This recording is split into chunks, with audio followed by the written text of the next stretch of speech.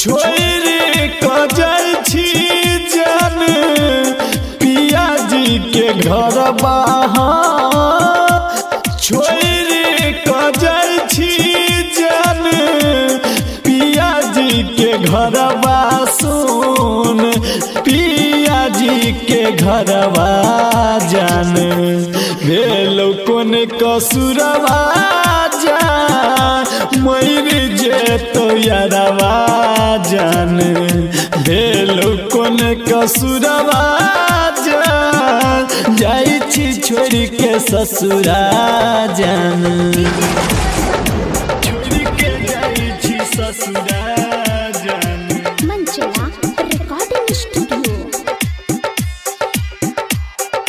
छोड़ के जाई छी ससुरा जान हसल खेलल दिनवा याद बहुते तई जान मिलल जुलल बतिया बहुते सते तई जान हसल खेलल मिलल जुलल हसल खेलल दिनवा याद बहुते तई जान मिलल जुलल बतिया बहुते सते तई जान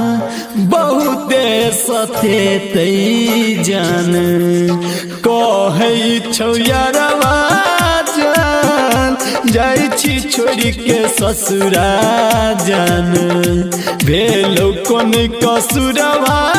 जान जाई छी छोड़ के ससुरा जान छोड़ क जाई छी जान पिया जी के घरवा जान पिया जी के घरवा जान भेलो कोन कसुरवा जान जाई छी छोड़ के ससुरा जान भेलो कोन कसुरवा जान जाई छी छोड़ के ससुरा जान छोड़ के जाई छी ससुरा जान छोड़ के जाई छी ससुरा जान कहै छलही संगे रहबो संगे में जीबो जान अब किया जाई छी हमारा सदूरी जान कहै छलही संगे कहै छलही संगे कहै छलही संगे रहबो संगे में जीबो जान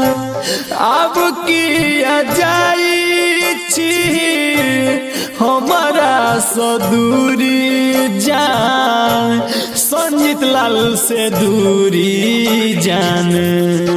रहना तू घरवा जान नहीं जो छोड़ के ससुरा जान रहना तू घरवा